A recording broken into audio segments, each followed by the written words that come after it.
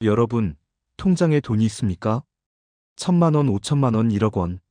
안전하다고 생각하시죠? 은행에 맡겨뒀으니까요. 하지만 이상한 점이 있습니다.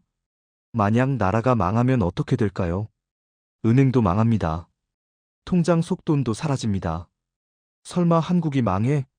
그럴 리 없어. 정말 그럴까요? 1997년 외환위기 때 은행들이 무너졌습니다. 기업들이 파산했습니다. IMF한테 구제금융 받았습니다. 굴욕이었습니다. 2001년 아르헨티나가 파산했습니다. 국민들이 은행 앞에서 울었습니다. 통장에서 돈을 못 꺼냈습니다. 2010년 그리스가 파산했습니다. 연금이 절반으로 줄었습니다. 공무원 월급이 안 나왔습니다. 2023년 스리랑카가 파산했습니다. 휘발유가 없어서 차를 못 몰았습니다. 전기가 끊겼습니다. 서울에 사는 30대 직장인 김부란 씨는 생각합니다. 만약 한국이 망하면 내 통장 속 5천만 원은, 내 월급은, 내 연금은. 오늘은 국가가 망하면 정확히 무슨 일이 벌어지는지, 그리고 우리는 어떻게 대비해야 하는지 알려드리겠습니다. 이 이야기를 끝까지 들으시면 최악의 상황에서도 살아남는 방법을 알게 될 겁니다. 먼저 국가 파산이 정확히 뭔지 알아볼까요? 국가 파산은 정부가 빚을 못 갚는 겁니다. 디폴트라고 부릅니다. 정부가 돈을 빌렸습니다.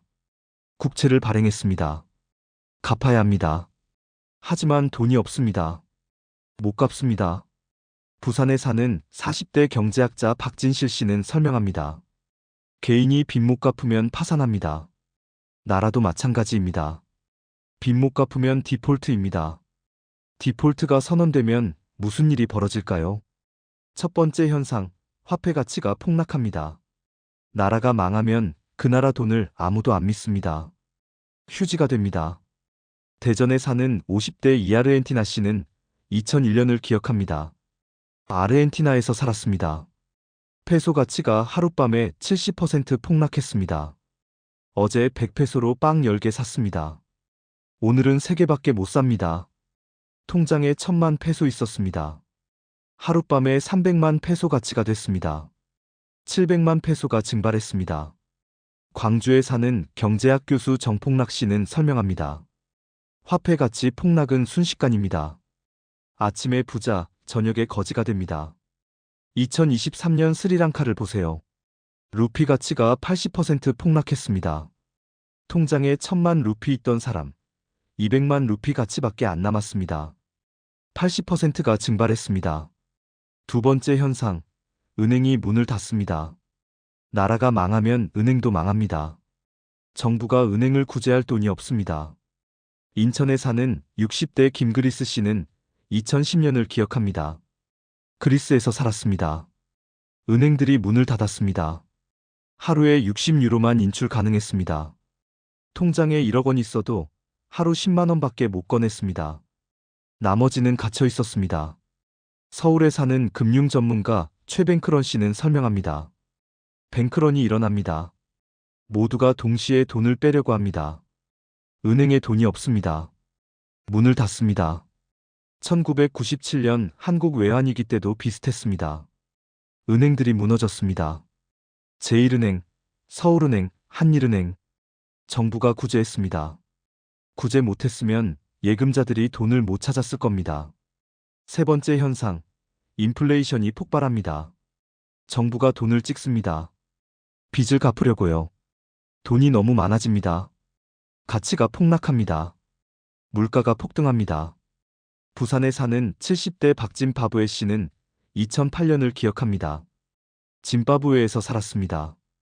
빵 한 덩이가 1,000억 짐바브웨 달러였습니다. 아침에 1,000억, 저녁에 5천억이었습니다. 인플레이션이 하루에 100%였습니다. 월급을 받습니다. 5분 안에 물건을 사야 합니다. 5분 후면 가치가 반으로 떨어집니다. 대전에 사는 경제사 전문가 정하이퍼 씨는 설명합니다. 하이퍼 인플레이션입니다. 화폐가 휴지가 되는 겁니다. 1923년 독일도 그랬습니다. 한 줌의 빵을 사려고 손수레에 지폐를 가득 담아갔습니다. 돈이 종이보다 싸졌습니다.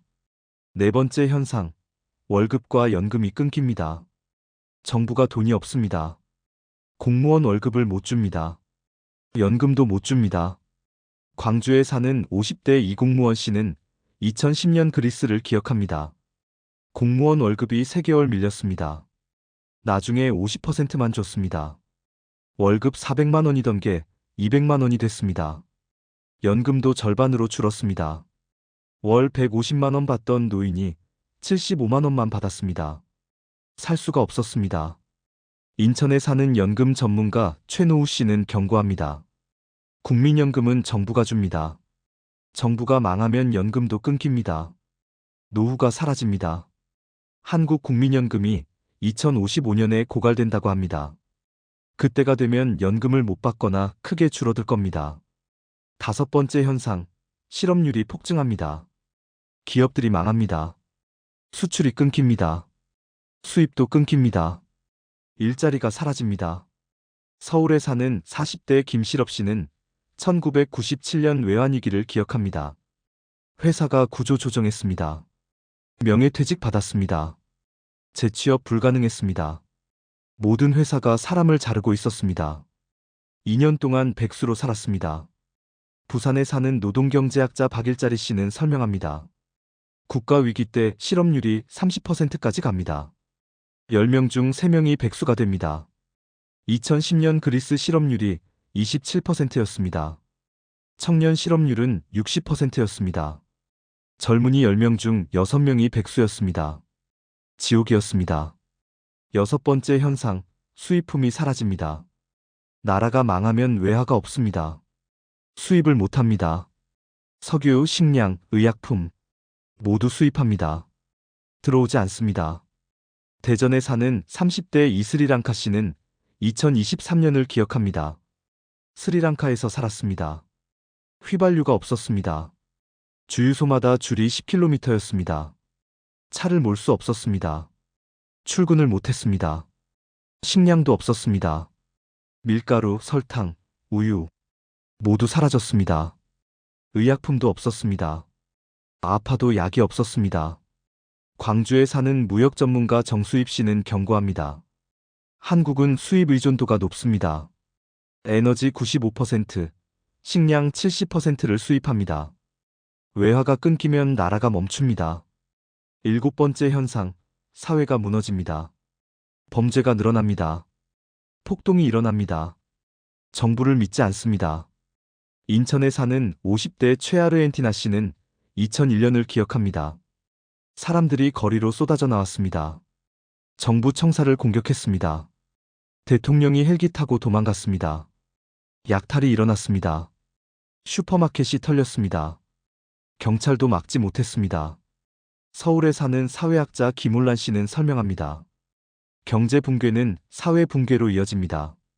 법과 질서가 사라집니다. 8번째 현상, 부동산도 폭락합니다. 집값이 떨어집니다. 누가 집을 삽니까? 돈도 없고 미래도 없는데요. 부산에 사는 60대 박부동산 씨는 1997년 외환위기를 기억합니다. 강남 아파트가 반토막 났습니다. 5억 원이던 게 2억 5천만 원이 됐습니다. 팔려고 내놔도 안 팔렸습니다. 사는 사람이 없었습니다. 대출 받아서 산 사람들은 집값은 떨어지는데 빚은 그대로입니다. 5억 원 집을 4억 원 대출받아 샀습니다. 집값이 2억 5천만 원이 됐습니다. 하지만 빚은 4억 원 그대로입니다. 1억 5천만 원 마이너스입니다. 대전에 사는 부동산 전문가 정하우스 푸어 씨는 경고합니다. 국가 위기 때 집도 안전하지 않습니다. 오히려 짐이 됩니다. 9번째 현상, 금과 달러만 살아남습니다. 모든 게 무너질 때 금과 달러는 가치를 지킵니다. 광주에 사는 70대 이금 씨는 1997년 외환위기를 기억합니다. 원화 가치가 폭락했습니다.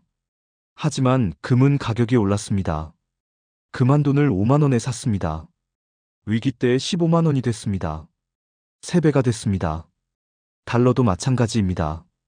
환율이 800원에서 2,000원으로 올랐습니다. 달러 1만 달러를 가지고 있던 사람 800만 원에서 2천만 원이 됐습니다. 1,200만 원을 번 겁니다. 인천에 사는 자산관리사 최한전 씨는 조언합니다. 국가 위기 때는 금과 달러가 최고의 안전자산입니다. 전 세계가 인정하니까요. 10번째 진실, 한국도 안전하지 않습니다. 한국은 선진국입니다. 하지만 안전하지 않습니다. 가계부채가 1900조 원입니다.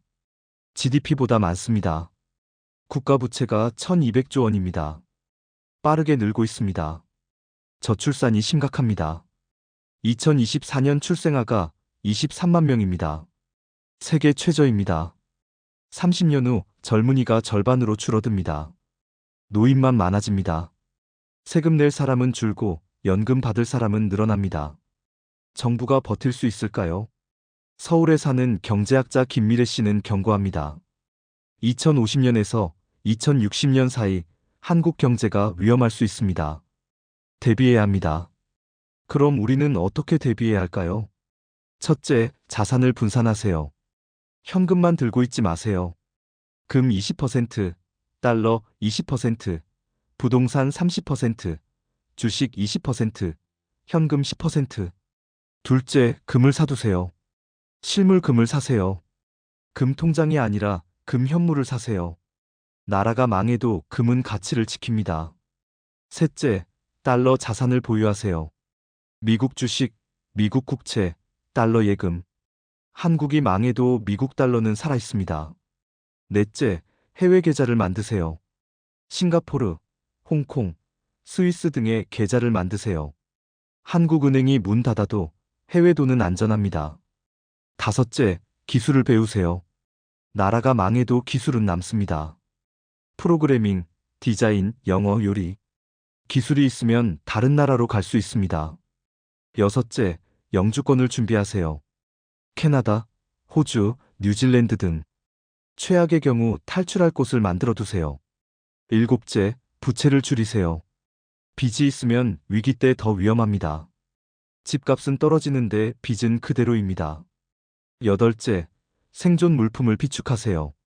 쌀, 라면, 통조림, 물, 의약품. 최소 3개월 치는 집에 두세요.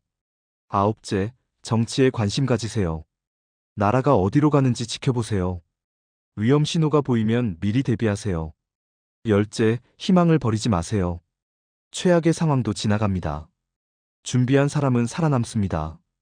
정리하겠습니다. 국가 파산 시 10가지 현상. 첫째, 화폐 가치 폭락.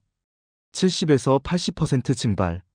둘째, 은행 문 닫음. 돈을 못 꺼냄. 셋째, 하이퍼 인플레이션. 물가 하루 100% 상승. 넷째, 월급과 연금 끊김. 공무원도 받지 못함. 다섯째, 실업률 폭증. 30% 이상. 여섯째, 수입품 사라짐. 석유, 식량, 의약품 없음. 일곱째, 사회 무너짐. 범죄, 폭동, 약탈. 여덟째, 부동산 폭락. 반토막 이상. 아홉째, 금과 달러만 생존. 안전자산. 열째, 한국도 위험 가능. 2050에서 2060년주의. 우리의 대비 방법. 첫째, 자산 분산. 둘째, 금 20% 보유. 셋째, 달러 20% 보유. 넷째, 해외 계좌. 다섯째, 기술 습득. 여섯째, 영주권 준비. 일곱째, 부채 상환. 여덟째, 생존 물품 비축. 아홉째, 정치 관심. 열째, 희망 유지. 국가 파산 사례. 아르헨티나 2001년 페소 70% 폭락. 그리스 2010년 월급과 연금 50% 삭감. 스리랑카 2023년 루피 80% 폭락, 물자 부족. 짐바브웨 2008년 인플레이션 1억 %. 국가가 망하면 돈은 어떻게 될까? 통장 속 돈은 증발합니다. 화폐 가치가 70에서 80% 떨어집니다. 은행 문이 닫힙니다. 돈을 못 꺼냅니다. 월급이 끊깁니다. 연금도 끊깁니다. 일자리가 사라집니다. 물건이 사라집니다. 사회가 무너집니다. 하지만 준비한 사람은 살아남습니다. 금을 가진 사람, 달러를 가진 사람, 해외 자산을 가진 사람. 이들은 위기를 기회로 바꿉니다. 한국도 안전하지 않습니다. 가계부채 1900조 원, 국가부채 1200조 원. 저출산 세계 최저. 2050년에서 2060년이 위험합니다. 지금부터 준비하세요. 자산을 분산하세요. 금과 달러를 사세요. 해외 계좌를 만드세요. 기술을 배우세요. 영주권을 준비하세요. 최악의 상황에서도 살아남는 사람이 되세요. 통장 속돈만 믿지 마세요. 나라가 망하면 그 돈도 사라집니다. 준비된 자만 살아남습니다. 감사합니다.